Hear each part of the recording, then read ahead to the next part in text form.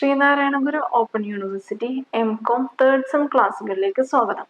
ഇന്ന് നമ്മൾ ഡിസ്കസ് ചെയ്യാനായിട്ട് പോകുന്നത് ഇൻവെസ്റ്റ്മെന്റ് മാനേജ്മെന്റ് എന്ന പേപ്പറിലെ തേർഡ് ബ്ലോക്കിലെ ഫസ്റ്റ് യൂണിറ്റ് ആണ്, portfolio approach.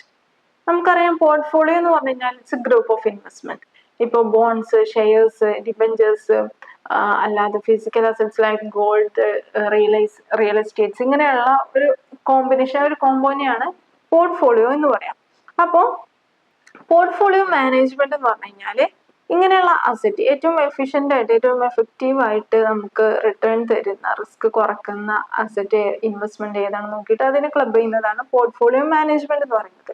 It involves building and overseeing a selection of assets such as stocks, bonds and like that. Portfolio management requires the ability to analyze the strength and weakness, opportunities and threat of a spectrum of investment opportunities. ഓരോ investment ഓപ്പർച്യൂണിറ്റീസിന്റെയും ഒരു SWOT analysis, അതായത് strength, weakness, opportunities, threads, ഇതെല്ലാം നോക്കിക്കൊണ്ടുള്ള ഒരു analysis ചെയ്യണം. അതാണ് portfolio അനാലിസിസിൽ വരുന്നത്. അപ്പോൾ ഈ പോർട്ട്ഫോളിയോയിൽ ഇൻക്ലൂഡ് ചെയ്യുന്ന യൂഷ്വലി വരുന്ന ഡിഫറെൻറ്റ് കൈൻഡ്സ് ഓഫ് അസറ്റുകൾ ഏതൊക്കെയാണ്? ഒന്ന് stocks, equity shares, preference shares ഒക്കെ. ദെൻ അതുപോലെ തന്നെ ബോൺസ് എന്താണെന്നൊക്കെ നമ്മൾ ഓൾറെഡി ഡിസ്കസ് ചെയ്തിട്ടുള്ളതാണ്. ലാർജ് ഓർഗനൈസേഷൻസ് അല്ലെങ്കിൽ ഗവൺമെന്റ് ഇഷ്യൂ ചെയ്യുന്ന ഡിബഞ്ചേഴ്സിനെ പോലത്തെ ഡെപ്റ്റ് ഇൻസ്ട്രുമെന്റ് ആണ്. ദെൻ ഫണ്ട്, അതായത് ഇപ്പോൾ mutual fund, exchange trade fund, അങ്ങനെയുള്ളതൊക്കെ. ഡിറൈവേറ്റീവ്സ് എന്ന് പറഞ്ഞു കഴിഞ്ഞാൽ these are the financial instruments. ഇപ്പോൾ ഓപ്ഷൻസ്, അതുപോലെ തന്നെ ഫ്യൂച്ചേഴ്സ് പോലുള്ളത്, അതിന്റെ value is based on the or it is derived from the performance of other underlying asset. മറ്റുള്ള അസറ്റിൽ നിന്നാണ് ഇതിന്റെ വാല്യൂ വരുന്നത്. അതുപോലെ തന്നെ റിയൽ എസ്റ്റേറ്റ്, ഗോൾഡ്, അങ്ങനെയുള്ള പ്രഷ്യസ് മെറ്റൽസ്, ക്യാഷ് ഇക്വാലൻസ്, ഇത്രയും ട്രഷറി ബിൽസ് ഒക്കെ പോലെയുള്ള ഇത്രയും കാര്യങ്ങളൊക്കെയാണ് നമ്മൾ ഒരു പോർട്ട്ഫോളിയോയിൽ യൂഷ്വലി വരുന്ന ഇൻവെസ്റ്റ്മെന്റ്. പോർട്ട്ഫോളിയോ അനാലിസിസ് എന്താണ്? It's A process of reviewing A collection of investment like the asset mentioned above and to assess the performance, risk, return and to make informed decision about resource allocation. അപ്പൊ ഇങ്ങനെയുള്ള ഒരു group of അസറ്റ്സിനെ നോക്കിയിട്ട് അതിന്റെ ഓരോന്നിന്റെയും risk എത്രത്തോളം ഉണ്ട്, return എത്രത്തോളം ഉണ്ട് എന്നുള്ള കാര്യങ്ങളൊക്കെ മനസ്സിലാക്കി റിസോഴ്സസ് അതിനനുസരിച്ച് അലക്കേറ്റ് ചെയ്യുക. അതാണ് പോർട്ട്ഫോളിയോ അനാലിസിസ് എന്ന് പറയുന്നത്. അതുകൊണ്ട് തന്നെ ഇൻവെസ്റ്റേഴ്സിനും കമ്പനീസിനും ഒക്കെ ഇത് ഒരു നല്ല രീതിയിൽ ഡിസൈഡ് ചെയ്യാൻ വേണ്ടിയിട്ട് ഹെൽപ്ഫുൾ ആയിരിക്കും. അപ്പൊ പോർട്ട്ഫോളിയോ അനാലിസിസിന്റെ ഒബ്ജക്റ്റീവ്സ് എന്തൊക്കെയാണെന്നുള്ളതാണ് നെക്സ്റ്റ് നമുക്ക് നോക്കാനുള്ളത്. First one is of course maximising return maximum ആക്കുക എന്നുള്ളതാണ്. ദെൻ സെക്കൻഡ് വൺ എന്ന് പറയുന്നത് റിസ്ക് മാനേജ്മെന്റ്. റിട്ടേൺ മാക്സിമം ആക്കണം, പക്ഷെ റിസ്ക് എപ്പോഴും മിനിമം ആയിട്ട് കീപ്പ് ചെയ്യണം.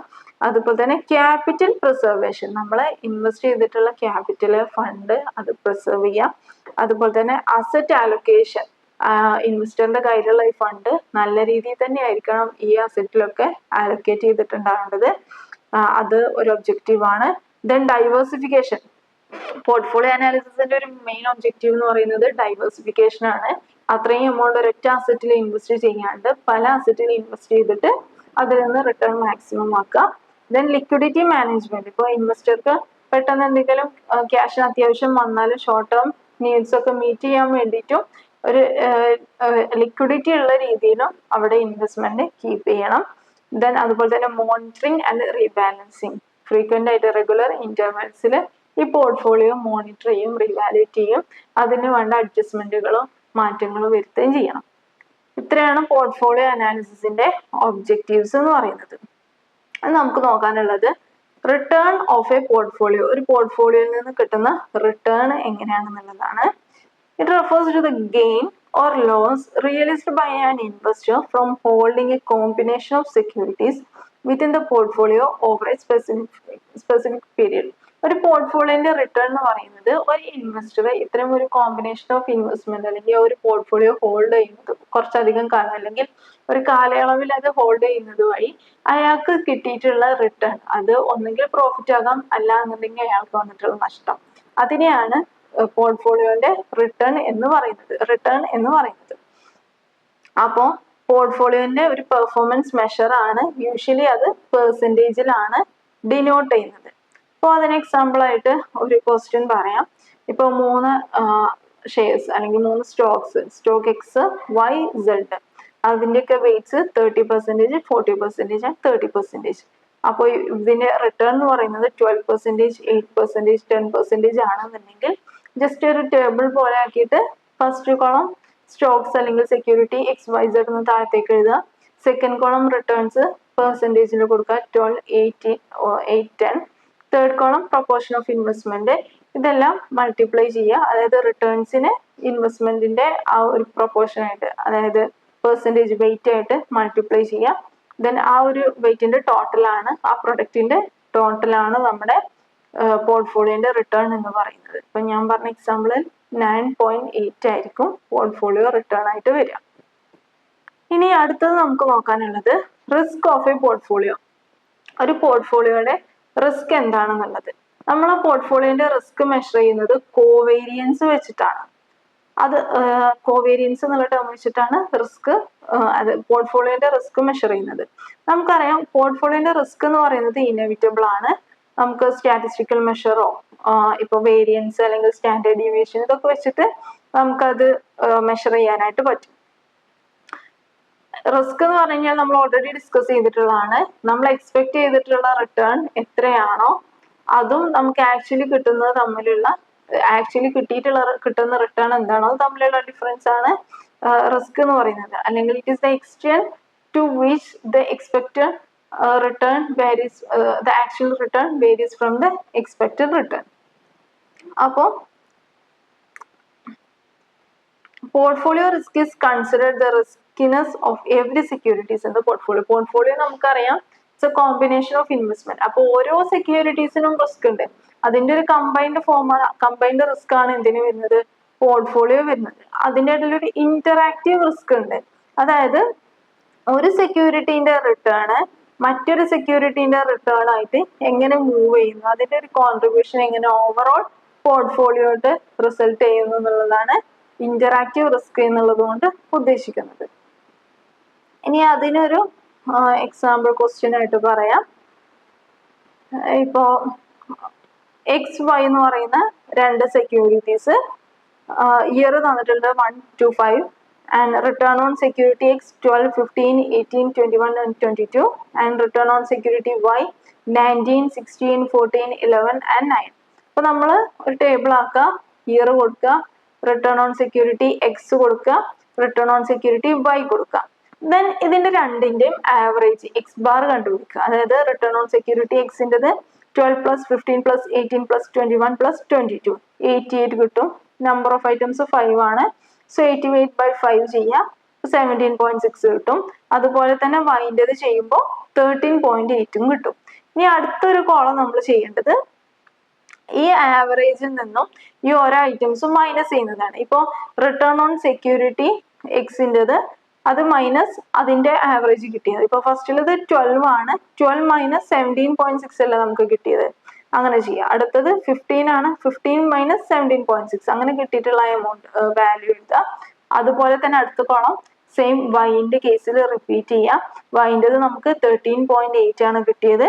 അപ്പൊ 19 മൈനസ് 13.8 ഫസ്റ്റിൽ വരും. ദെൻ 16 മൈനസ് 13.8 അങ്ങനെ ഓരോന്നും ചെയ്യാം. ദെൻ ഇത് രണ്ടും കൂടെ ഇപ്പൊ കിട്ടിയിട്ടുള്ള രണ്ട് Xും Yയും കൂടെ മൾട്ടിപ്ലൈ ചെയ്യാം.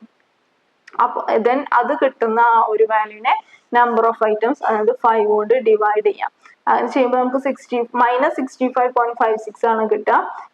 അത് ഡിവൈഡഡ് ബൈ 5 ചെയ്യുമ്പോൾ 13.112 കിട്ടും.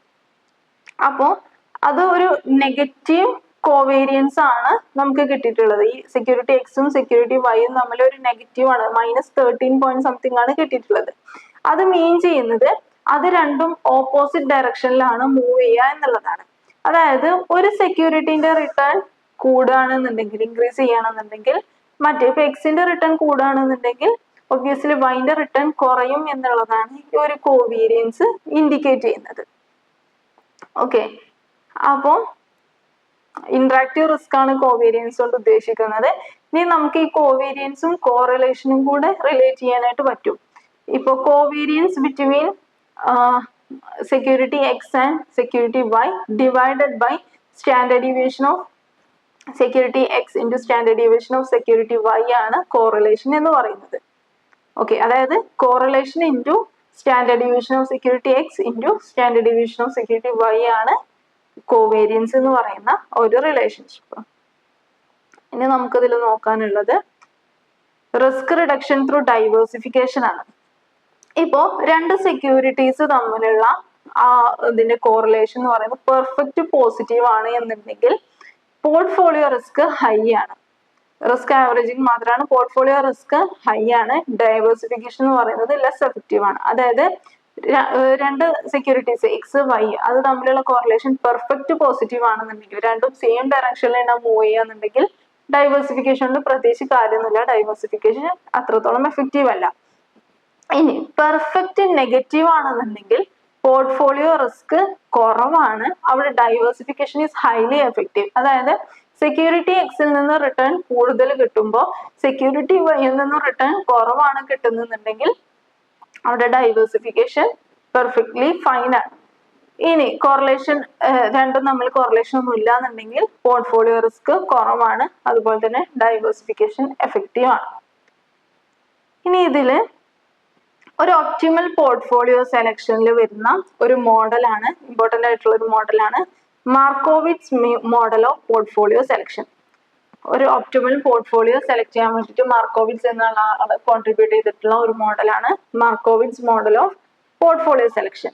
ഈ ഒരു മോഡലിൽ പറയുന്നത് ഇൻവെസ്റ്റേഴ്സ് എപ്പോഴും എഫിഷ്യന്റ് ഫ്രോണ്ടിയറിൽ വരുന്ന പോർട്ട്ഫോളിയോസ്, അതിൽ വരുന്ന ഇൻവെസ്റ്റ്മെന്റ്സ് ചൂസ് ചെയ്യണം എന്നുള്ളതാണ്.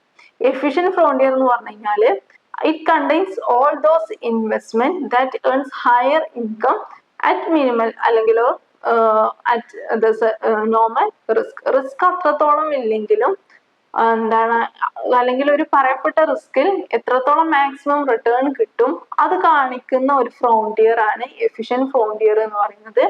സോ മാർക്കോവിറ്റ്സ് മോഡലിൽ പറയുന്നത് ആ എഫിഷ്യന്റ് ഫ്രോണ്ടിയർ എന്നുള്ള അതിൽ കിടക്കുന്ന ഇൻവെസ്റ്റ്മെന്റ്സ് ചൂസ് ചെയ്തിട്ട് വേണം ഇൻവെസ്റ്റേഴ്സ് പോർട്ട്ഫോളിയോ ക്രിയേറ്റ് ചെയ്യാനായിട്ട് എന്നുള്ളതാണ്.